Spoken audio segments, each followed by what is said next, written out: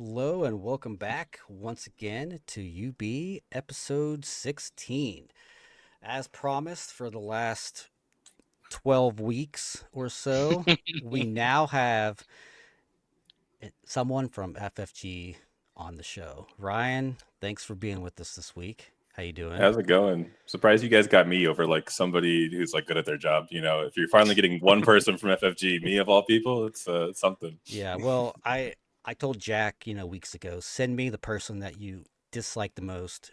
We'll make it Oh work. yeah, no, that Jack guy's And no good, so that makes sense. he sent me you. I, th- I thought we asked Jack for the person who knew the most about twin sons. Oh, maybe that's Did why we he mess gave us that up? Ryan. So we can have some twin sons questions maybe. And then of Oh boy. course, back with us once again as a pseudo regular is Mickey. And I do want to point out that Mickey, I believe that this is now the UB hat trick, as we called it, where you are now in the Tyler cam, which is now means that you have been in every person's role except for mine. Which means Coming for your job. I I'm guess in coming two for it. yeah, I guess in 2 weeks I could take a week off and you could have my spot. You can join in with the crew. I'll talk a little bit Yeah, and throw some talk at tech but people. but Happy to be here. yeah, so you have the -1 point just in honor of Tyler. We have the Yeah. missing persons cam. Tyler is away at a birthday party this evening. Still 2 more points than Tyler normally starts with. So big Poor, average, big poor improvement. Tyler, poor Tyler. And then of We're course we doing it. now have of course, Mickey, you just won like your 700 PQ Yep. last week, right? I want to peek you, so obligatory OB appearances or UB appearance as well. So Yeah, was it this one was with not with Boba? Quinlan. It was with Hantu Blue. Ugh, I play good decks. I play good decks. not Don't with worry. Boba. Not with Boba. I did beat a Boba on my way there, so I'm doing my part. Yeah, Very Mickey's good, very good. our Mr. 300 now. Yeah. That's how many leaderboard points he's got. Hey man, that's We're great. climbing. Crushing it. With I'm about almost halfway to Bobby. Almost. yeah, well, most of the points are in PQs. So you think if you went like a bunch of PQs, you'd be fine. But of course, Mike just keeps winning sectors, so I guess that makes it Yeah. a little harder. And then of course we have Ian and Chrono, just our regulars. What's up, guys? Happy to be here, man. Yeah. Yeah. Super excited for set 6. Oh, set 6 is great. Speaking of set 6, we got some big news just this afternoon, and it's perfect timing for Ryan to be on the show. In that we got finally, they have listened to us complaining for months and months and months, and they gave us dates and locations for 99% of the events, like 3.5 months in advance. I just have to applaud everyone for doing Thank you, this thank you, and thank you. listening. This is what I do for the people. Yeah, exactly. You can all thank Ryan Miles. It's all Yeah, his. that's his all doing. me. Yeah. So, of course, as I mentioned, we have sectors. Of course, let's start with the regional. So it's in the U.S. this time, same structure as it was in Spain last time. We have February 20th through 22nd in sunny Milwaukee.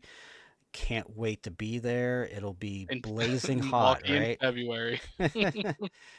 So hopefully it doesn't get snowed out. I don't know if you guys have like a contingency plan, but you guys do know that it snows in Wisconsin probably from like now until May, right? So Yeah, ask the OPT on that one.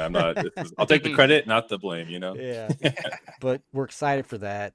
I have already purchased my plane ticket. I found Same. one for like $170, which is all due to the early announcement. Like, booking in advance was great. Love it. And then we have sectors in where was it? Arizona, Phoenix area. Yeah, In Mesa, Arizona. January. Yep. And then Amsterdam also in January, or not Amsterdam. Why do I keep saying Amsterdam? Because that's like the only city I know in the Netherlands. Um, but we have the Netherlands uh, in January at some point, still to be announced. And then what's the other one? Paris, right? Yep. That's Yeah. at the end of January. I believe Yeah. that's January 30 to to February Yeah. 1st. Yeah, right. So that's awesome. That's great. We got PQs. I feel like they're, spread out. Ian, what are your thoughts about all this? Are you excited for this? Are you going to the events? Oh yeah, no, I'm gonna be going to both the sector and the regional. I'm super excited. It's awesome to have everything like way earlier in advance. So definitely applaud FFG for listening. I I hope that the regional they have some feedback from the previous regional with like people who played in the limited sector or the limited portion on Friday, day one, went 7-2 or better, and then dropped from the event to play Premier anyways Yeah. because they thought they had a better shot at top eighting the Premier event. Yeah. Um, I hope that what they do is just put both of the day twos on Sunday and just have, both of them go at the same time. That would be amazing to me. I think it's an easy fix, but I don't think we have any details on that stuff yet. Either way, I'm excited to go. I'm going to play in both the events. Um, it's going to be a great time. And the PQs I'm looking forward to as well. Going to try to go to as many as I can. Not as many in Alabama this time around, so that's a little disappointing for me, just because that's means I have to travel a little bit more. So I might go to a couple less, but who knows? Yeah. Sick. Mickey, what about you? What are your thoughts on this? Yeah, pretty much ditto. I'm definitely going to Milwaukee, 100%. That's within a drive for me. It's like a 5-hour drive, but still within a Nice. Yeah. drive. So Yeah. I can make that pretty easily. The Arizona one, I'm going to try and make it out to, but it is the same weekend as like a local PQ in the state. And I want to support if I can, but also I want to get out to these big events and see everyone you can. So got to mull that one over, but I'm leaning towards Arizona because also like I could be in Iowa in January or I could be in Arizona in January. And I think there's a clear winner there in terms of do me out of the snow, please, at that point. But yeah, it's same boat as Ian too. Like I think there's a few less PQs around me, but I think that's generally healthy if they shift around. Of like, all right, you had like 8 you could travel to in this one, and then this time there's only 4, but it means that someone else who only had like 1 or 2 locally now has 4 or 5 that they get to go to, and totally cool with the PQs moving around like that. Yeah. I did know like there's more limited PQs this set as well, Yeah, that's which is hype. really cool, especially in the ramp up to Worlds being mixed format, being able to practice more competitive limited events and just like limited in general is really fun, and being able to play it at a higher level is really exciting. So Yeah. yeah, and I think there's a few of those like within a drive of me as well, so I might try and make it out to one of those. Well, let's also not forget to talk about the prizing for these events. Yes, Like the prizes for the PQs, I think are really great this time. That's the one that has the queen, right, as the that's showdown. showdowns. So Okay. PQs are Galen for the Yeah. participation, which And my Yeah. favorite Thrawn. archetype That's of great. card is a 4-drop 3/5 that messes with your opponent's hand. So I'm with it. And then top 8 is the Thrawn. Yeah. The Yeah, one, the so wimpy looking Thrawn, where he looks Yeah, the really sad. Thrawn didn't Right? look great as far as art goes. But I am happy that they're finally picking. Of course, like the last few sets, they've done like a much better job of picking cards that are more playable, are more like Oh, desirable. Dr. E wasn't playable for you, Tyler? Like like the very first ones, like the first PQs were like Dr. Evazan and Legal Authority or something like that, Yes. and Yeah. Oh, it's why like, would I have bruh. this out though, John? Have I been playing this card though? You have been playing decks Oh, with Legal Authority in it, like, so I can't really hate on it that much. But uh, you know, it only took what 16 months for it to be playable. So, but here we are. Uh, CJ, what are your thoughts on everything? Prizes, locations. Are you happy with everything? man, yeah, I'm absolutely pumped. Thankfully for both these months, there is no gourd focused festivals for me to go to at all in my hometown, which is excellent. Winter months are good. I will definitely be at both events. Really excited. I know our team is pumped. We're thinking about getting a house from Milwaukee, which is pretty excellent. Get there a little early, practice some limited. Definitely excited for it. I play my best swoo in the Midwest, so excited to get back out there.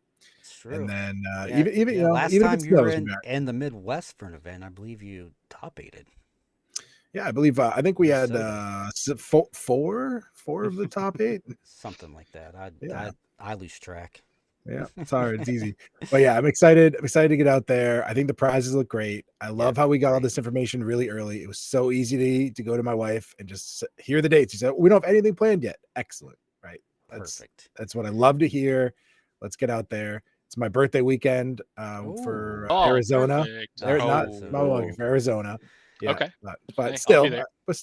we'll have a good time. So excited, very excited. Well, this will be nice weather in Arizona. Hopefully, I'm still It's a not. desert. I don't know. Yeah, I'm Yeah. still not convinced that it won't snow and like something will happen and my flight will get canceled for freaking Milwaukee. But as of now, I'm pumped for it. Can't wait. It'll be a lot of fun. Ryan, are you going to any of these larger events that you know of or you want to? How do you feel about, you know, like the feedback you guys are getting? Do you think everything went about as planned? Yeah, I'm really happy that we were able to get these out earlier and just make it easier for everyone. We want people going to events. I want people going to events, playing the cards and stuff. I'm definitely trying to go to Milwaukee. It's only like a 4-hour drive out of Minneapolis, so that's sort of my Nice. goal. Hope to see you guys there. Arizona, probably not, and I'm not sure about Europe yet for me. But yeah, Milwaukee is definitely the goal. And just in general, just happy that people seem more excited this time around.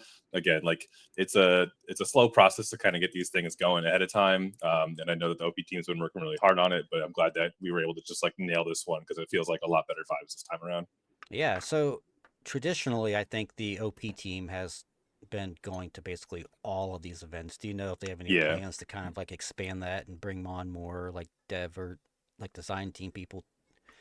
that Or I don't know. yeah, I'm pretty sure the OP team is still planning to go, and I'm not sure if we're like getting a couple devs out there in general, but I'm sure that like most of us will just make the trek over to Milwaukee at the very least. yeah. Well, since it's so close to you guys, I'd even Mhm. think about that. If it's only a 4 or 5 hour trek, I wouldn't be surprised to see quite a few people just kind of hanging Yeah, out. And plus, I did mention this in the pre-show, but it's at the SCG Con, so yeah. maybe not like in the exact same room because that is a pretty big center there.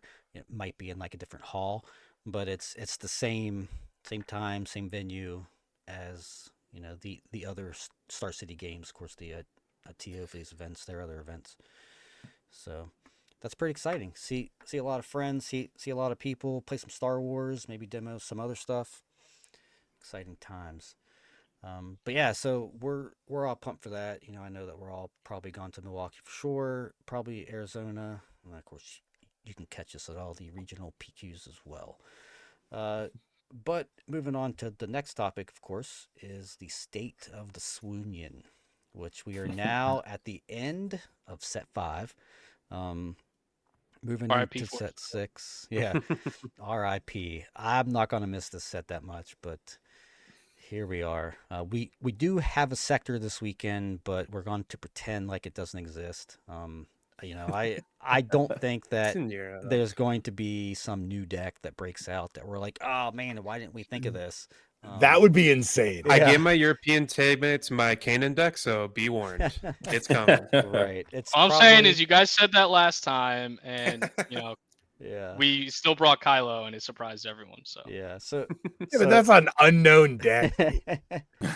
so already it showed was at the everyone. time. No, what are you talking about? At Worlds? Yeah, but Yeah. I'm talking about after Worlds. Oh, yeah. I'm saying it'd be wild if after this long with the meta we hadn't solved it yet. yeah, I For don't know set about 5. that. Yeah. I'm Yeah. sorry. I thought you were talking about for set 6. I was No, like, set I six. feel like Who knows, man? Like, Oh yeah. I was saying, like, there's a lot of good no, spicy no, stuff no, you could do in set 6. I Yeah. think we're talking about the last sector. My bad. So, Mickey, what do you think about the end of set 5? Do you think Boba's finally going to see its first sector top 8, or is it just going to kind of go by the wayside? Now, of course, we do want to, also mention in this topic that, you know, do we think that these set 5 decks, like the Hantu Force, the Anakin Force, Talzin, Yodas, do you think that they're going to hold in set 6 as well? I do want to Yeah. mention that as well. I feel so. Set 5 is a bit of mixed emotions for me because I did very well in set 5, and my favorite deck was like the best deck in the format for 2 months. But at the end of the day, I am happy with the direction set 5 went. I think like it only got better as it went on, but still, I think I wish there was a little bit more variety at the top, and we started to see that come out, especially like at the regional. And now maybe it's just the swoop race just being insane and playing anything to a top 8, but that Hantu ECL deck breaking out midway through the format kind of shook up things a little bit. And like Mm. I've seen some Bosk ECLs running around more and more, so we started to see some more development. But Hantu was far and away the best thing to be. Like, if you were to pick a deck for the entire format, it was definitely Hantu Blue. And going into set 6, I think that's like a great base to start. It is interesting because I think for the first time since like maybe since the game came out, there's no real boogeyman going into a new set. Like set 2 was Boba. I guess set 3 there was no real boogeyman, but set 4 there was Django. Set 5 there was these force throw Kiadi decks. I mean, I would say for set Han, 3, it Han was very one. obvious Han Yellow was like Han, the yeah, Han boogie, Yellow. and Boba, and it was and the only even bad Django matchup. was still very Yeah. good in set 3. Well, set 3 but- was when Django debuted, so we didn't really know how Right. good it was yet. Yeah, so like true. going into set 3, I feel like It's Han, like was I don't- the previous I deck that don't know. could- We knew our private Discord, like as soon as Bo was better, it's like, well, how do we make this deck with someone Yes. else? But And we're that like, was- oh, This I know this is the first set that it's like I can't point to, like, you could say Hantu Blue, and I think that's a reasonable twist to be like, yeah, that might be just still be the best deck going forward.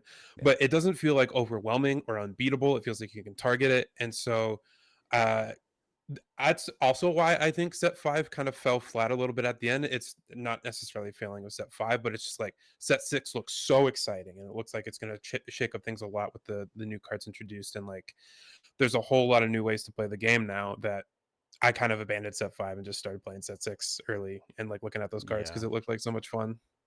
Yeah, and like I feel like set 5 was kind of, I don't want to say always set up to fail, because I don't think it did fail. It's just like it was set up in a way where the entire set was built around one like primary mechanic, right? Just Yeah. force. So it's hard to really have like too much breakout when like I think know. it led to both gameplay and deck building feeling pretty linear of like Right. you're playing a force deck, put the good force units in, and then you play the force units on curve and attack with them, and that's the game plan.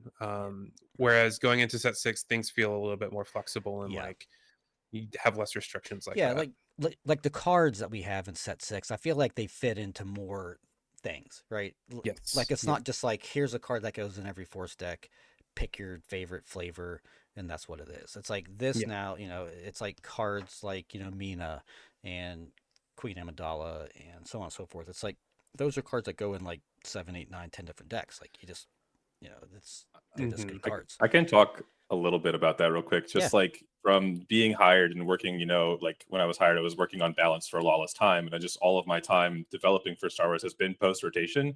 Every single time we're working on a new set, I'm always finding a card from Secrets of Power that's just like, whoa, this is just like really good. Like so many times I'm just like finding new things. Like it really is the Secrets of Power, where I'm just like finding more and more cards out of that set that just like are just like really overperforming in like certain situations and certain like meta games that we're looking at. So like I'm really excited for how Secrets of Power kind of lands at the forefront of its release, but then also like 3 months, 4 months down the line, 8 months down the line, as we're getting more sets, it's like more of these cards get better and better as time goes on, I feel like. Yeah, I mean, I totally agree. I've been playing this set for just a few weeks, and it's like every day I'm finding something else new, like pre-rotation even. I'm like, wow, this card's really good. So favorite card. Oh Yeah, wait, now right. we have another new card. Yeah.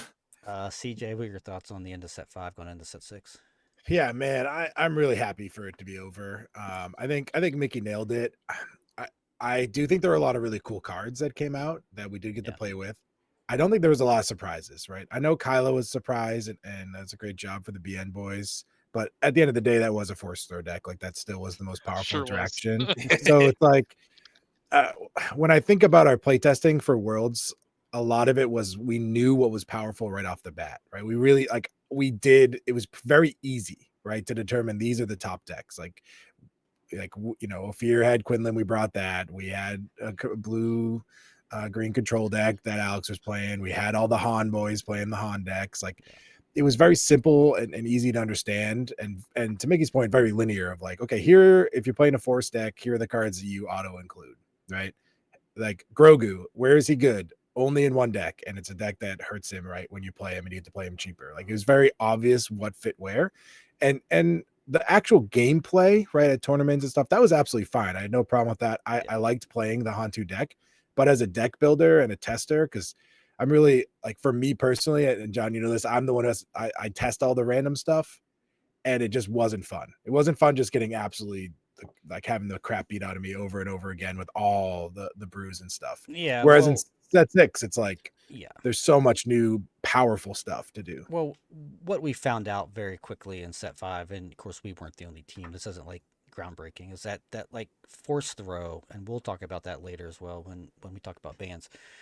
Force throw was so polarizing that like it kind of weeded out a lot of the fringe decks that maybe had a chance to break in. They just couldn't get through that barrier of like my leader just gets force thrown or my best card gets force thrown, and it's like okay, well, it's like if that's going to happen every time, why don't I just play force throw? So Yeah, and if you think about the leaders, like I know that was another part of the question. I think a lot of these leaders actually get way better, right? All the pilots get better. And a lot of the pilot leaders, they precipitation. struggled. Like, how could you play a pilot deck? I know someone did good at Worlds with one. I get that, but in the broader meta, it was really hard to be like, oh, my opponent could be playing Bamboozle main and Force Throw. Cool. Yeah. Like, how do I physically win a matchup where my leader dies for 1 or 0 resources? Yeah, as right? soon as Bamboozle's gone, I think pilots can really have their place to shine. Then, Well, I think plot too, right? Plot helps them, Yeah, right? I think Topple's that's a big big, thing. Stint is huge because Yeah. you're gonna get value from your leader flip, like no Yeah. matter what with those 2 cards. So I think that helps a ton. Yeah. So Ryan, from a dev standpoint, are you guys pretty happy with how set 5 played out? Not the band's not like withstanding here, but are you happy with everything going into set 6? Yeah, I think so. The main thing we're looking for is just like a nice format diversity. They're not just like one deck that's kind of running the table. And like with the Force Thrower decks, they did all kind of feel a little samey, but you did have like the hero versions, you had the villain versions.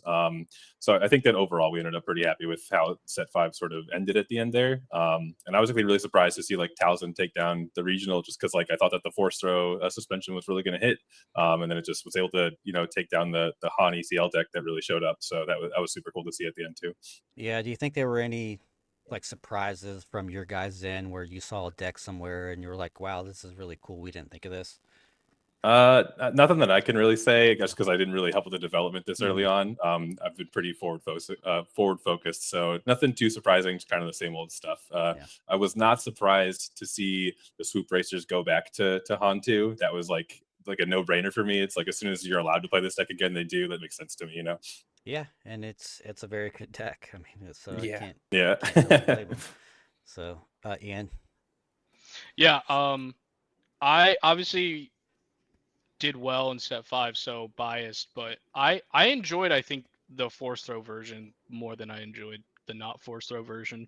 And maybe it was just because I felt like piloting Kylo to a high level was just like a cheat code when I had force throw, and then without it felt a lot worse. And I really only had like one event that I could play without the force, like post force throw ban, and I didn't really have a lot of time to actually test for it, so I just like ran Kylo back without forces and just played daring raids, and like I day 2'd and did okay, but wasn't like a performance I was super happy with. But overall, like that meta itself, like the limited testing that I did do felt kind of miserable. And I think it was mostly just because I felt like the force throw ban, all it really did was like lower the power level of the decks that played force throw, but not enough to make them not good decks still. Like the core of those decks are all just so powerful that they were still fine. Yeah. And so from my point of view, I felt like the ban didn't really do much besides let Han 1 back into the meta. And I guess Han 2 ECL, but uh I don't know if that was like a good thing or a bad thing. Like to me, to me, it's as a competitor, those are just now more decks I have to prepare for. So it's like harder to prepare for an event, right? When you know that there's like 10 tier 1 to 2 decks that like you're gonna play across the tournament, because the thing that happens at these SWU tournaments is you play 7 rounds, 8 rounds, 9 rounds, whatever it is, and you can play a different leader every single round. Yeah. Even at the major events. Hmm. And so, like I went to Portland like hoping to just play Hantu Blue all day because I thought that deck was still the best deck. And then, there was 3 in the top 8. It was clearly a very good deck. Um, and I played 0 of it. I actually played 0 Han 2 and Han 1s, and that's like the decks I wanted to play against. Isn't that crazy? It's been I know it's had a pretty like deep, when you look at the numbers, it's okay. But I do think, and I know Mickey talked about this too. Like I agree. I think it is the best deck, and I really don't think it saw as big of a share as some of the other big decks, right, of previous metas. Yeah. Which is always surprising to me. I wonder how much of it is people just like got bored with the deck, and then like, so I did want to hop off of what Ian said a little bit too, of like the force throw ban. Hantu Blue is probably the best deck, or like top 3, and then sure, it lost its best card, but so did its like main predators and Kylo and Quinlan, and like those decks became not unplayable but a lot worse comparatively to Hantu, which just like skyrocketed Hantu. And I'm wondering if like people started to figure out how to target it a little bit better, specifically with like the Hantu ECL. I don't know how that matchup plays out, but I believe the Swoop Racer guys said that they felt super favored, or at least felt favored into Hantu Blue. And maybe that's the reason Towson came back, is if they felt good into Hantu Blue. I didn't do enough testing post 4-star to know 100%, but that could be part of it as well. Yeah, well, it makes sense because I don't think Hantu Blue really loves seeing like a board that wide, like Yeah, with that big of guys. Like I I don't know. Sheridan Way just sure says it I is don't care. right. I like I I don't know. I'm I not will saying say, I'm not saying it's unfavored or favored, but like I didn't test it a ton either. But going Ogdo into Itinerant into Churret, I don't it feels understand super what that good. deck is doing I will that's different than say, any other aggro deck Or to even if you present just if like that. end up with a board state with a Grogu with a Chirrut protecting the Grogu, and the Grogu Right. able to take the if damage off the Chirrut, like I know they had IG and Poe for ECL, which is I powerful. I But did notice, I played against a boss ECL, and I noticed if your opponent got to claim a bounty hunter's quarry, that could be difficult to deal with. And my opponent in the first game claimed all 3, so like I got blown out in game 1. But like games 2 and 3, if I didn't have confiscate for the bounty hunter's quarry, things could have gotten hairy. So I wonder if that has part to do with it. But like you were saying, CJ, how are you claiming a bounty hunter's quarry through a churret? So do you just hope they don't draw the churret, or maybe like then you cheat out a wrecker or something? But like things get a little awkward. I think you're just hoping that they don't draw the second Chirrut. The first one's guaranteed, man. I don't It know. always yeah, feels like they always have the first turret. My own thoughts on set 5. I know I mentioned earlier, but like I kind of indifferent on it as a whole. My favorite decks to play in this game since the very beginning are like the blue green like value style decks, and those decks were unplayable almost in set 5 because of cards like Kiati Mundi being everywhere. It was really like impossible to outvalue or outgrind these red force decks. So I am very much looking forward to those decks being less prevalent, hopefully. Of course, we could be wrong, and maybe Hantu's still like the best deck everywhere. no, it didn't get a card that like gives it more attack or something based on hand size. Nothing like that, right? Nothing that would combo with That's Maybe a Kiati. big fat 7/7 that you can right. play on your flip turn to Oh protect. But no, but at least now that the blue green decks have more tools, like this set 6 has a lot of help for the blue green hero decks in particular. So I'm excited to move into this new world where I can play Ray again. I've been testing Ray quite a bit, and like it feels like it's been beating everything. So we shall see soon enough. There is an event in Atlanta here next month that's pretty big, with a 3v3 event and a singles event. So I'll be playing Ray, if not in the team event, definitely in the singles event. So that will be Nice. very exciting to look forward to.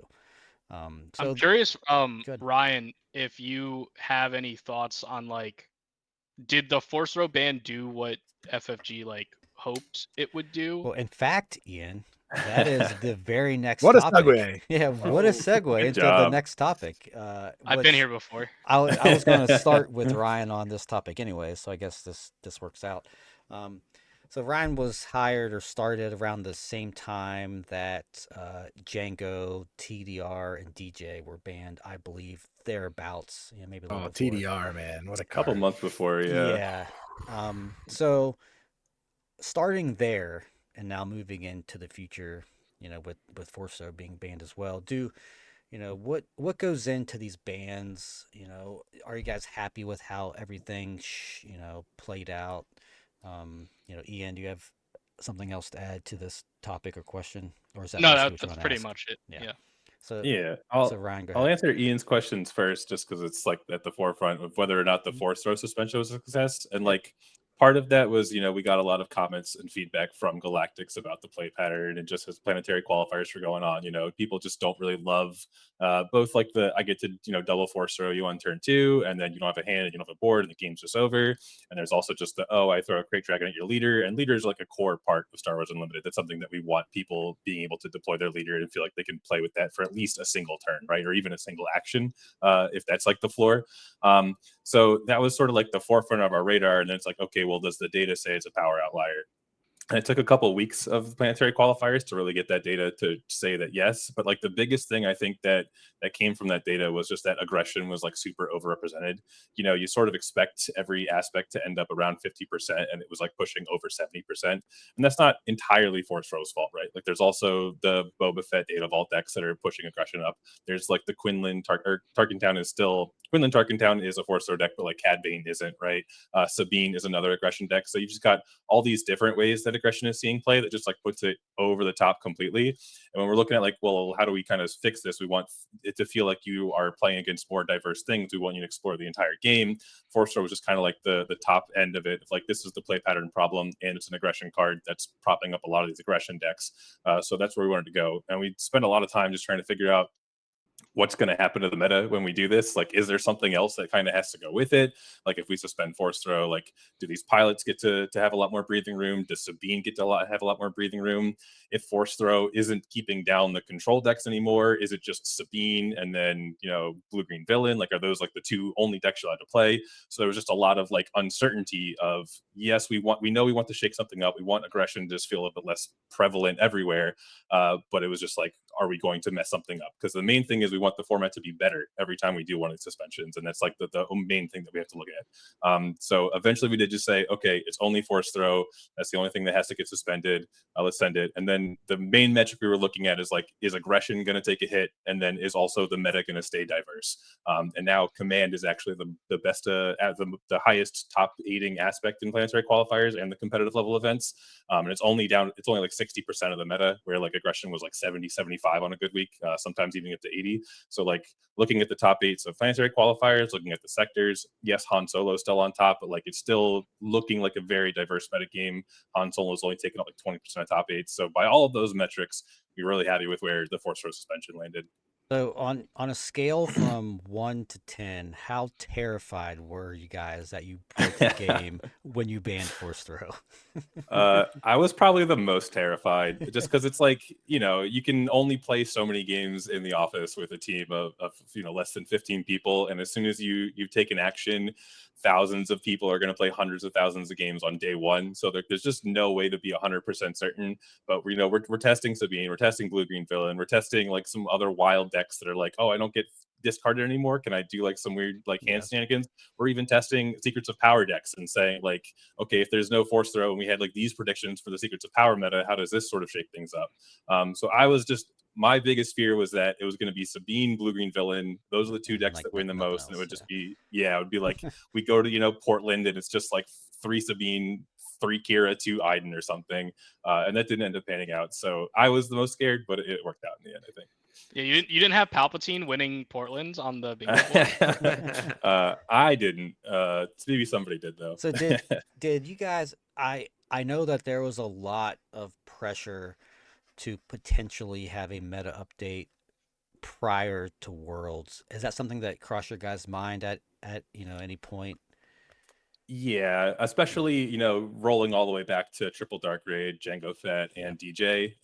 That was something where we knew that Django was looking really good, and we knew that Han Solo DJ was already winning most of the stuff in Twilight of the Republic. So it's just like we know that when Django gets really good, that the Han Solo DJ problem might kind of solve itself, and we really don't want to suspend cards whenever possible. Like we don't Right. want to just like say that, hey, thanks for buying these cards, but actually you can't play with them in our tournaments. That's just like a super feels bad, whether you're a competitive player or just going to your local store. So it's always like can we get away with not doing this, or is there a way that we don't need to do this? And letting the format kind of shake itself out is like priority number one. When that didn't work out with Jump to Lightspeed, and when Django just like was absolutely too much of a problem, that was just a situation where we tested it internally. We said, wow, this deck is really good, but like you could beat it. And when you take it to a tournament, you do put up a 70% win rate or something with it. Like you can beat it. And I think I think it was the first regional where Bosk ended up winning the entire thing. Like you can specifically build a deck to beat Django and beat it most of the time. And that's something we look at when we're testing internally. But when you actually get a full metagame and the metagame is 60% Django or something like that, that just kind of skews things a little bit. And that's not really something you can predict.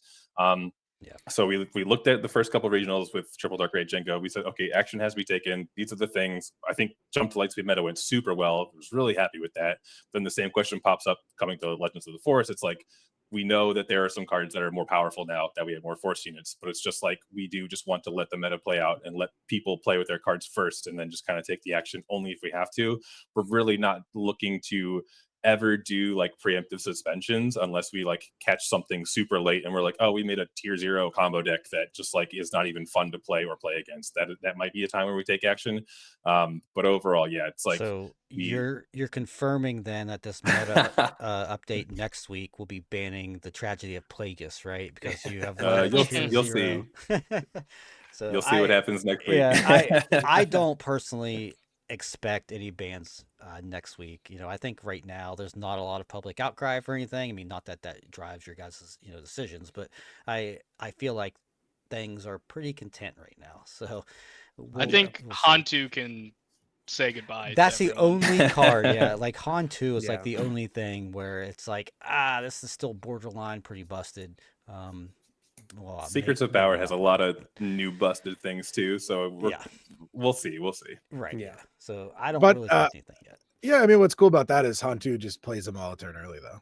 Yeah, It sure does have some busted things. So Queen is pretty good on 5R. Let's play her on 4R. See what happens. Yeah. You can even use his ability to sack your Mina and draw a card. Yeah, true. CJ, let's go to you. How do you feel, about what Ryan said about the bannings? Were you happy with how things played out? Yeah, I was really happy, and I know Ian had his point about the meta and how it felt after. I thought it was fine. I thought for me the biggest thing was just the play pattern with force throw. It was really hard as a competitive player to sit there and like during testing or in a big important match to get double force thrown and just be like, okay, I don't think there's physically a way to crawl out of this. And very few cards in the history of this game have done that before, right? Like if I think about even when Django was at its best, yeah, they would curve out and it would feel kind of bad, but you always in those games, right? For the most part, unless they like the only time. I mean, Temple. But they can miss on the TDR. The TDR is not always almost as like bad as double. Tell that to my almost as opponents. bad. You tell my opponents they can miss. All right? But during testing, right, you would see equal amount of games where they whiffed TDR and lost. And I know it didn't feel that way when you were losing. You remember the whiffs more, right? But I noticed when you were testing, like it wasn't a gimme. It wasn't automatic. 2 force throws didn't matter what was in your hand because your hand was empty. Like there was no really way to play around it. People are like, oh, play 0 cost spell. It's like you're missing the point here. They're just gonna throw themselves if you're the Metal Ceremony deck. Like you're not understanding the play patterns very well. So it just was a feel bad moment, I think, when it happened, and I'm glad we got around that. I do wish it happened, probably not before Galactic's, but I think I would have preferred it happened right after. I know the team's waiting for data, but in my opinion, like that was the data. Like I think when you had all the best players in the world testing for an event and playing thousands of games, I think that to me data is way more valuable than the random PQ data, as we see like Akbar's winning and a bunch of random jank winning a lot of these smaller PQs.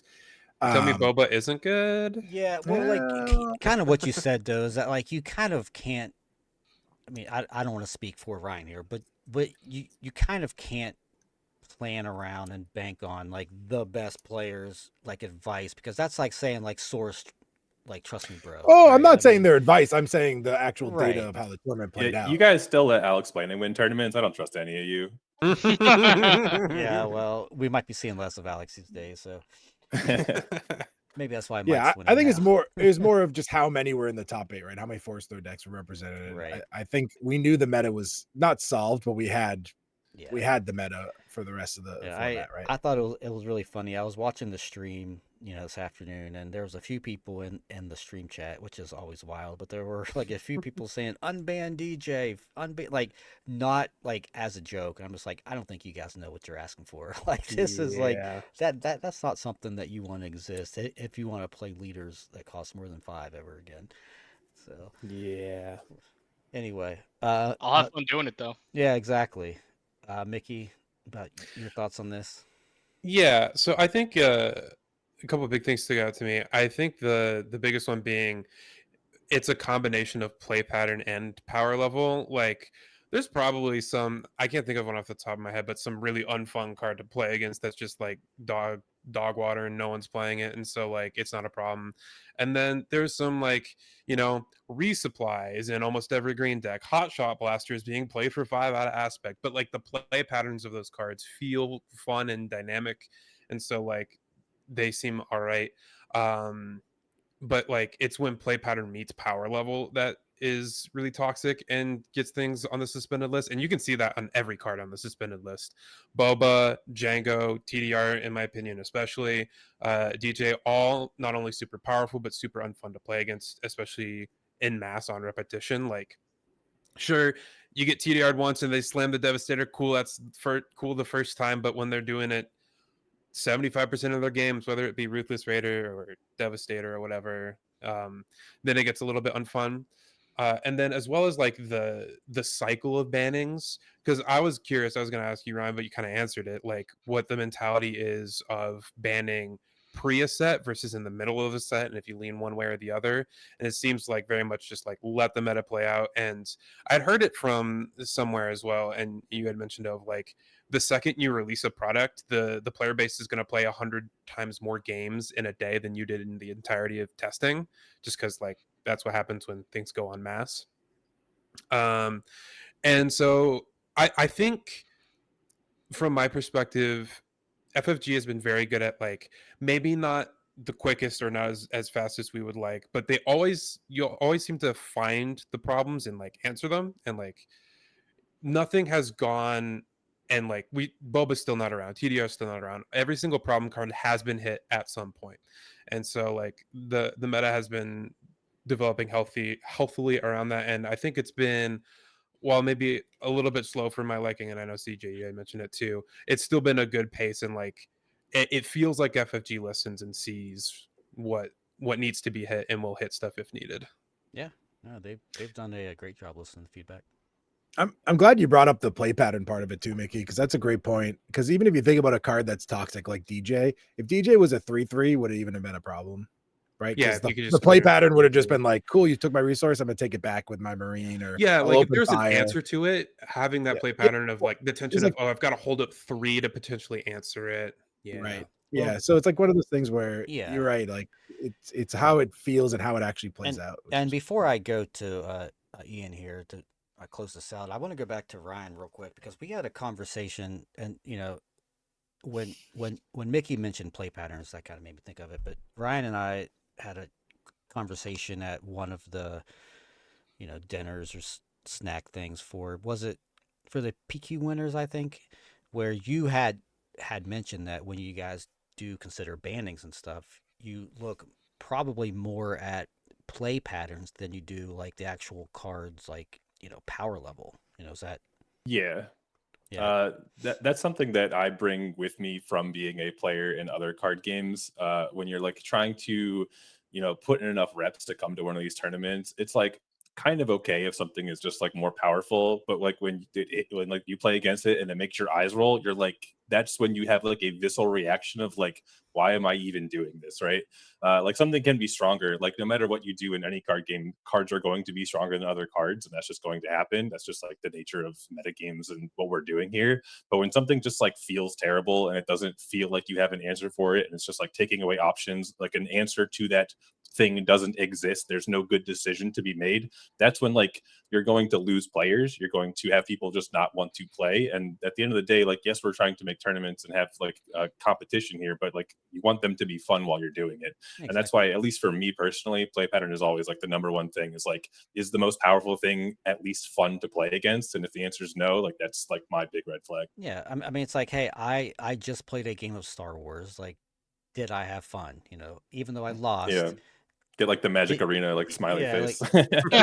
like, did I feel like I played the game? And Did you Mhm. enjoy you know, this game? yeah, there is a certain red card. It only comes up when you lose too. Yeah. It's like, no, I did not. There's a certain red card in set 6, maybe two red cards that There's a kind couple, of yeah. push the envelope of, did I have fun? Could I interact with this? And the answer is The no. nice So, the nice part about those cards though is that they are like 6 resources, or you're usually deploying them later in the game, so at least you have some game to play until you get to that point.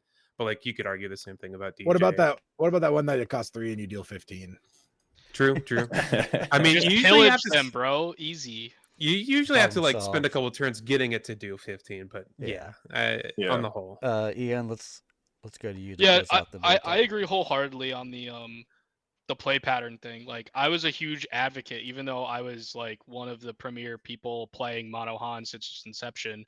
Like, I was like, please ban DJ. Like, this doesn't this will become a problem eventually if it is not already. Like, I knew from the get-go like that it was not fun for my opponent when I just DJ'd them back to back and they just didn't get to they just didn't resource a card, right? Like, I knew that those type of and I think that is the way that ban should happen, and I think that is a huge boon for banning force throw. I always thought that the force throw ban should happen because of the negative play patterns. I guess for me, I just think that there's so many negative play pattern cards out there that I just want more of them out of the game. Like, I think Tarkin Town is miserable to play against. Like, the fact that I have to like every time I play a new deck that I build against the Tarkin Town deck, I have to play that matchup like 6 times to like figure out the optimal turn 1 play and like whether or not I should pass into certain decks that play Tarkin Town or if I shouldn't. Like, as a competitor, that just it's so taxing on the like the play pattern aspect of stuff. But I also understand that the card's rotating out, so like I also want to be not super like aggro about it, but I think there's a lot of other things that like the greater meta would probably I think players would enjoy playing the game more if certain cards are out. Target Town being number 1 for me. And I'm curious to know if like do you guys view bases at the same level that you view cards like that are in your deck, or do you kind of view like leaders and bases like if you would be suspending one of those cards, would that be something that's like kind of like a taller ask? Like, it would have to be really problematic for one of those things to go. I don't think it's a taller ask. I think they're viewed pretty much on the same level. The weird thing with Tarkin Town, right, is that it's such a great check for Han Solo from Shadows of the Galaxy being one of the best decks in the format. I do agree with that. So, like, are we like when we're looking at, we want to bring aggression's play rate down, and we like force throws the problematic play pattern. And I know there was a lot of conversation about Tarkin Town kind of being the number 2, and it's like, do you actually want that? Because then there's other problems. That's like a really big meta shakeup, and that's like something that we probably would not be able to test for, even if we spent the next 2 months testing like what does a format with our Tarkin Town look like. So then the question is like, do we also take Han Solo, who is also performing extremely well, but if we take Han Solo and Tarkin Town and Force Throw, that's where you get into that house of cards situation, right? Yeah. Well, Yeah. all of the set 1 bases kind of check each other, right? I mean, Tarkin Town also kind of checks ECL to ECL and extent Tarkin as Town do well. this very beautiful dance in the They have meta like their checking own each little. other. Yeah. What Yeah, is- Jeddah what is City the- really ecosystem. checks security complex. Yeah, I was just gonna say, what is the Okay. yellow base? Dude? What I meant Wait a was second. Tarkin Town and ECL. Jeddah City, I forgot even existed, to be honest with you. But They had that one thing you did in set 1 where you would Yeah. like protect your Falcon on trade backs. It's like a wild thing, but that like never happens. It's like, yeah, no, I mean, we could dream up scenarios where Jeddah City does stuff, but sadly that never played out. I think that's the next podcast topic. It's like the super cheered ability, guys. Why Yeah. wouldn't you like that? Yeah, isn't cheered a good card? That's But what I'm hearing. it's going to be a wild game where we don't have the set one bases anymore. I'm so excited for Yep. rotation. Like I I am am so too. Me pumped. I am too. pumped. I mean, there are And Ryan, especially knowing that you and your team have been like really testing like the post rotation like development cycle to like make sure everything's in line and stuff, like that has me super excited for rotation. And I know that there's a lot of players in the community that maybe they're new to TCGs or they just like haven't played a game with rotation before, but they're like really worried about rotation because they're like, oh, all my cards that I like playing are going away. It's like, well, first, there is another format that you'll be able to play all those still. Like Eternal is going to be a thing. But like I don't think people understand how awesome it is to have such a huge shakeup like a rotation is. Yeah. It is my favorite time to play any card game. Is Same. when I was really entrenched into the pre-rotation meta and then have the rotation happen with the launch of a new set and like really get to dive in and see like what it like that's when you can really like break something wide open and like no one's going to expect what you're doing and it's just so much fun. Well, it's really great for new players, right? Because like they feel like they can jump in and not be 2 years behind. So it's just win-win all around. In my opinion, I do think set seven might have to have more reprints than past sets, to maybe push like double aspect, because like without vigilance, cunning, aggression, things like that, I feel like the double aspects are just totally unplayable. So maybe they make new ones that are equally as good, like Or better. yeah, or better, like cornerstones for those decks. But we'll have to see if Yeah, Ryan Miles, any comments on that? Man, that would be crazy, huh, guys? yeah, that it'll be cool to see what they do. Because I mean, I assume, Ryan, that you guys want double aspect to be like a playable thing for players. So having something to push that would be great. A lawless time lives up to its set name. It's a bit of a lawless time. There's going to be some cool stuff there that both the less entrenched players and the competitive players are really going to enjoy. I will say that like I was hired like halfway through a lawless time development, so I was still kind of getting my sea legs, and I didn't really get too much into it. But then for Ashes of the Empire, the set for the Galactic Championship, that's when I really kind of put my mark on the game, for better or for worse. So if Galactic is no good, you can actually blame me for that. But Nice. So lawless yeah, time is set 7, correct? set 7, yeah. And then Ashes is set 8. That's the world set. Ashes is set 8. That's Yep. the next two sets. Sweet. Yep. Awesome.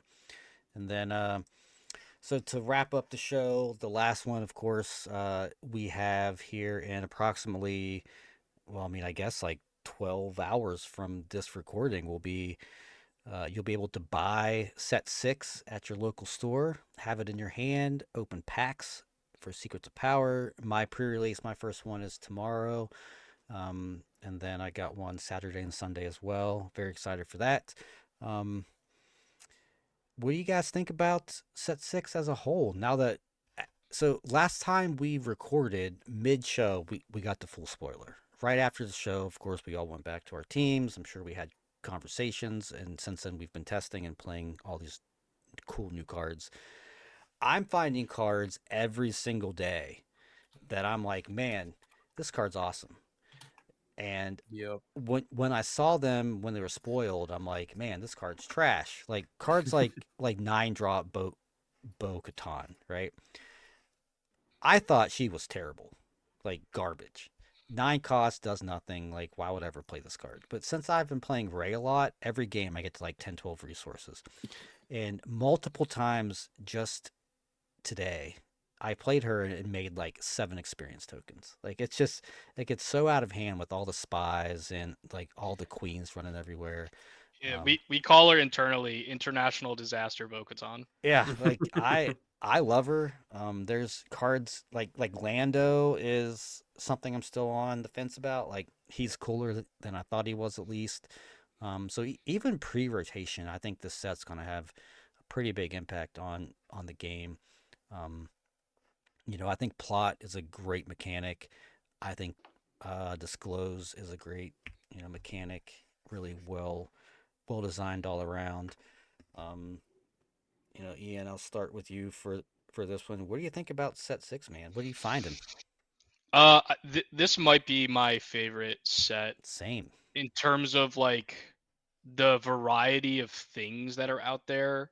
Like I thought official tribal was gonna be lame because it's like who cares about officials? And there's Dude, been there's one so good much tribal fun. deck, right? Like just I know, Underworld. I mean, dude. There's so much not counting fun, Force, but like, yeah. and I really like the spy tokens. I think they're really awesome. Like I think the rate at which we get spy tokens is so much better than any of the other tokens we've got previously that it actually makes them feel like I'm getting good cardboard value out of the cards that generate them.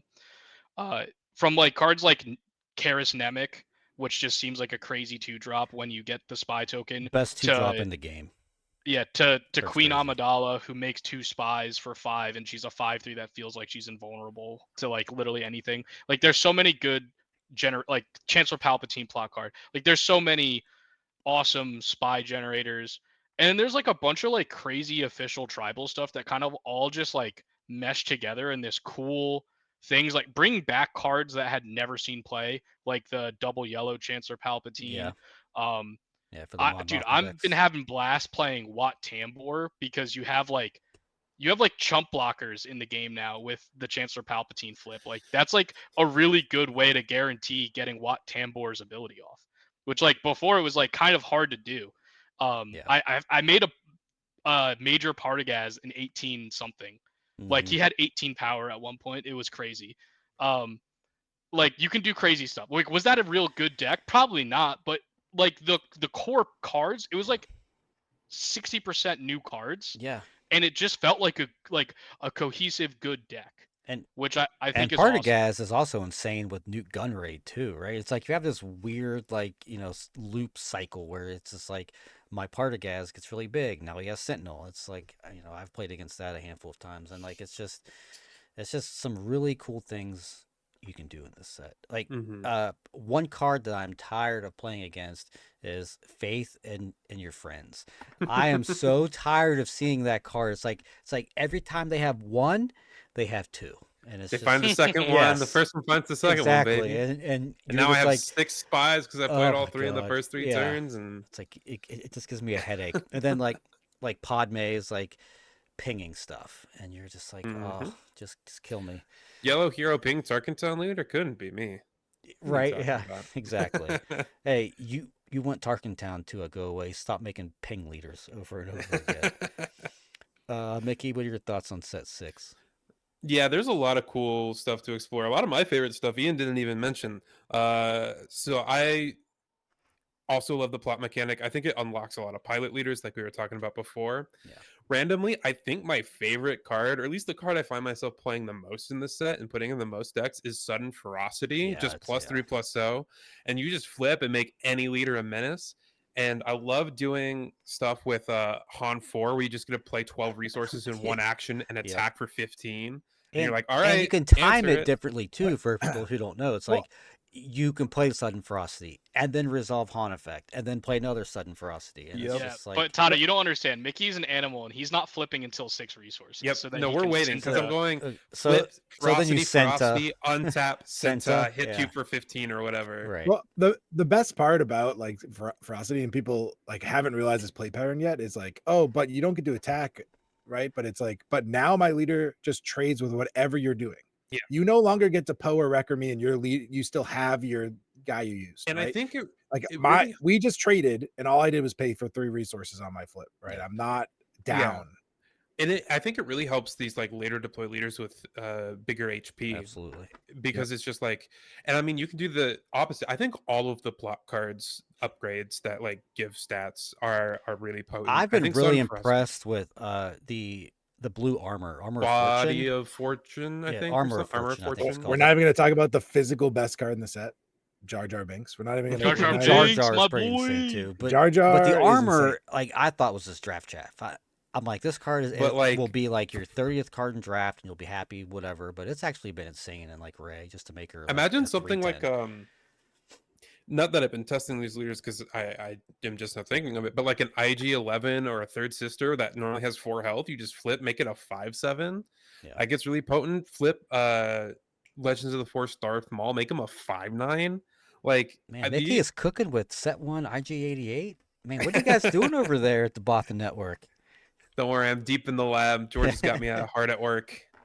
But yeah, all these plot cards are really fun, and like they changed the dynamics of flip turns a lot because I think maybe it was just a Quinlan thing, but I think as a whole, a lot of the times the flip turns were about doing one big splashy thing and like setting up for that, so like action delaying. But with the introduction of plot, not only is it sometimes doing like a small thing action compressed with your flip, but it's also like I'm going to do my big splashy thing, but I'm going to do it first action because I can flip and just do it immediately unanswered, and then my opponent do what they may. And so like you would normally be setting up for your flip turn like turns in advance, but it becomes even more important. And so plot has really changed the game. I do also want to call out one little guy that I've been having fun with, the Gonk droid.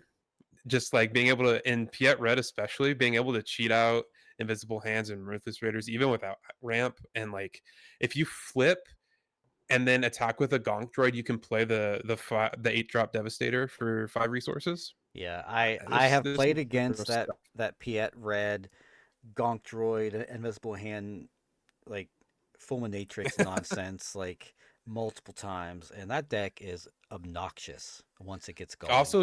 I also just love saying that I gonked my opponent. Yeah, got gonked. Yeah, I really like when Gonk Droid lets me deploy Bale, and then I get Chancellor Palpatine plot unit on the 4 resource turn. Ooh, that's a good one. Yeah, Gonk Droid's pretty cool. I mean, anything that cheats actions, or not actions, but cheats resources, is always worth keeping an eye on because those are the cards that probably break the game the most. Sorry, but I also found Disclose is really fun. Like I was worried about that mechanic. It is really fun to play with and against. Like just the information revealed, being able to play around that, as well as like being able to hide information of like, all right, I'm playing this Faith and disclosing 3 cards, but the card I leave back is really important. Right. Disclose has been super fun. Yeah, and the only thing I don't like about that is now I definitely have to write notes at every competitive event that I go to now, and I didn't really have to do that previously. Like now I definitely do. Yeah. CJ, what are your thoughts on set 6? I know you've been trying basically everything. Yeah, I mean, I really like it. I don't, not to be the negative person, right? Because I'm really excited about all the new cards, but Mickey and Ian have talked about a lot of the ones that I'm excited about. But there is a couple of things I'm a little worried about. One is the leaders. I still think the leaders kind of stink in comparison to the older leaders. This is all pre-rotation, right? I think we're still going to see ourselves playing Han 1, Han 2, Quinlan, Kira. Like I don't, Sabine. Like I don't think those are going anywhere. And so that makes it a little bit more boring, right? Because we all like to try out the new leaders and play them, but I just don't think the power level's there for a lot of them. Like I love Dedra. She's one of my favorite cards to play right now, but she's just not as good as the existing aggro leaders. I think she will be post-rotation, but it stinks that we're gonna wait a little bit. Say that. That's Ryan's favorite card. No, and I think she's great. I've played her a ton, but she just it's not at that power level yet. And then I do think one thing I'm a little worried about in tournaments is the plot mechanic, actually people messing that up, right? And because it has to be ordered in the right way, right? For some of these plot cards. And if you don't do it correctly, like you can't, I know they gave the new rules, but you can't plot, right? If you're going to plot multiple cards, you have to let your opponent know you're doing that, because obviously you're putting a new card down and that is not an eligible plot card now to use. So like that, we already see, and no offense to the majority of players, but a lot of Han 1 players already a mess of their resource row, and they don't cheat on purpose, but they are cheating because they don't understand how to keep it all straight and tidy and neat. Yeah, just take I'm right. And so I'm just worried. That just worries me a little bit on tournament play, especially because we're going to see a lot of it in limited. So we just gotta, that's something that people need to be mindful of. But overall, I do think the cards are excellent, and I am very excited for the actual core cards going into our decks. I very excited. I am a little sad that we didn't get new battlefields. I know that like we're not going to get that all the time, but I those are a really cool build around a lot of the times. And but overall, at least the common bases are pretty good Oh, ones. they're really nice. Yeah. All the bases, Mount almost every Tantus is set have been it? The great. yellow? Yeah, Mount Tantus is my favorite one. Yeah. Yeah. that Yep. one's- But I'm overall very positive. Like Yeah. I'm having so much fun, but I am at this point in the rotation come back to the previous leaders, Yeah. which always a sad time when that happens, but I have made the rotation. Yeah. Yeah. Ryan, what are your thoughts on set 6? Some of your favorite Uh, cards. Yeah, definitely the one card that speaks to me the most is Dedra. And we talked about sudden ferocity. I'm pretty sure I put sudden ferocity on Dedra more than any human being alive. I don't know how long I'll have that title, but at least for now I do. Yeah, to the point of the leaders, like I do think they're probably landing a little bit flat compared to some of the year one leaders, but that's just like looking forward to rotation. We don't want to just keep that power level. It's nice to have that soft reset where these leaders are going to have a home post rotation. And if we had juiced them a little bit more, then we'd have to like keep at that level a little bit. So I think that while I know some of them are falling flat, I think there are some sleepers out there that people aren't really picking up on yet that I've got my eye on. But also just like Can the you post tell us rotation. what those are? I could probably say, yeah. I mean, obviously, I think Dedra is really good. I've been playing Dedra for a year now, so that says something, right? I think Jabba's being slept on really hard. I think Jabba's that's one of the Ophir's menaces post favorites. rotation. Ophir's going nuts with Jabba right now, so he Yeah. feels you. He feels you. So yeah, Jabba's definitely the one for me. Yeah, just really excited for all these cards to come out in the wild. Obviously, I've had them for a whole year now, and even like in the first couple of days of just spoilers being out, people are talking about cards that like I didn't put in a deck, like one of the other devs did, and I'm just like, you figure that out. I'm not messing with it. Yeah, it'll be really exciting. Dedra's definitely on my hot list for things I want to see succeed, but we'll see. I'm not super well versed in the actual Secrets of Power premiere meta, but I do like have the context of Secrets of Power in the future. So call me in 4 months. Are you guys concerned or scared at all that like plot might be a little overtuned, or do you think it's probably balanced enough? It's things are allowed to be powerful. Exactly. The question, of course, always comes down to that play pattern. Do things feel good? I know we've talked about Syntakaz. I think that one's actually pretty tame in the sense that, like, yes, you get to just like hit with your leader, but like that, we're trying to push the game towards a spot where leaders are just allowed to attack anyway. Like that's supposed to be the play pattern. Like I said, with suspending force throw, is when you play your leader, you're supposed to at least get one action with it, right? So like Synta is accelerating that, but like that's a design we're just trying to bake in more in a post rotation world. Other than that, I know aggressive negotiations is a bit of a hot topic, and that's just like doing a lot of damage, right? But there is that trade-off of like you have to take time off to find time to draw cards, and if you are doing that, then there are other things on the board happening. You can play Sentinels in the same arena to prevent against aggressive negotiations. There's some other stuff in the future that we'll get to, but Yeah. I wouldn't be surprised if we need more suspensions in the future of Star Wars Unlimited, but I also think that we've done a good job of like knowing what the good cards are and building future sets with those cards in mind. You know what I mean? Yeah. Well, I mean, like you said, it's hard to test everything. That's what you have the players for. And if something comes out that is a little bit overtuned, you always have that option to really, dial it back. So we'll see. But that's going to wrap up the show. Hey, Ryan, John. what? I want to activate one of the rules that people don't know on Underwhelming Barrage. I think it's Section 5, Article 2B, where an opponent may gift points at the final round, and I'm going to gift 5 points to Ryan Miles. Well, I will actually go ahead and just allow that. That's. I mean, as a lawyer, this I mean, is you have to allow it, right? No, legally it's in the is rules. allowed. It's in the physical rule. He cited the rule book. He cited the correct rule. Well, I was Mickey, gonna, if he said yeah. 32A, he was donezo. I was going to say that Mickey is showing Tyler how it's done by winning, starting in the negatives. However, citing the unknown rule that CJ has just made up, Ryan. Oh, what? All our rules are documented. It's in the book. It's not here. Hold on. Ryan knew about it. I'll check and our this is his bylaws first here. time Let's on see. it. Oh, Coming there it on, I is. knew the points are made up or whatever. Tata sent me the It's rule book fine. before I came on. I spent like half an hour going through that thing. It's like this big. Exactly. Yeah, Tyler, this was actually the real reason that it took like 3 months for Ryan to get on. Is he had to I had to read read Yeah, the rules. it's very important. You have to read and sign off a bunch of There was stuff. no pictures. Like, complex what am I show. supposed to do? It's a very complex show. There was no He had to have picture. Jack read it to him word by word, and that just took 3 months. So, but well, Ryan, thanks for being on the show. You are apparently victorious. Is there anything you want to share with us or add on to your previous comments?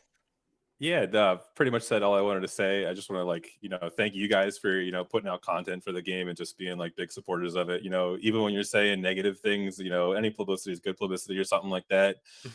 Just want to thank people for playing the game. Again, I've been working on it for a year now. Nothing I have touched has come out in the wild outside of suspending cards and taking things away from people. So I'm really excited for next year.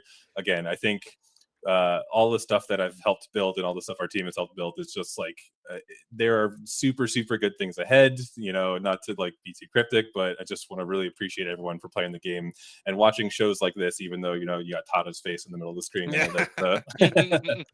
But yeah, thanks guys. Yeah, look, thanks for coming on. This is for you and Corey and Jack and whoever else might listen. Like anytime we're negative or overly harsh, it's because we care. Yeah. It's never from a place of like, we hate this shit. Make it stop. Like, so we just appreciate that people listen and can like take the feedback, knowing that we do care. So Yeah, if we didn't care, we wouldn't do this. So. Oh, I get it. Exactly. I love you guys. So, but yeah, thanks for coming on. I'll be looking forward to seeing you probably at least in Milwaukee, hopefully at future events too. It's always nice to hang out and catch up. We still need a fountain picture. We do. The waterfall, actually. Yeah, waterfall. Do they have those in Milwaukee? I don't know. Might be Maybe frozen over. Yeah, not in Maybe like February. a glacier. Yeah. We'll Yeah, have to see. probably. Just So, find a big pile of snow yeah. or something. All right, guys, that's it for this show. We will see you again in 2 weeks, which is going to be our Beatle pre-show. Until then, we will see you next time. See ya.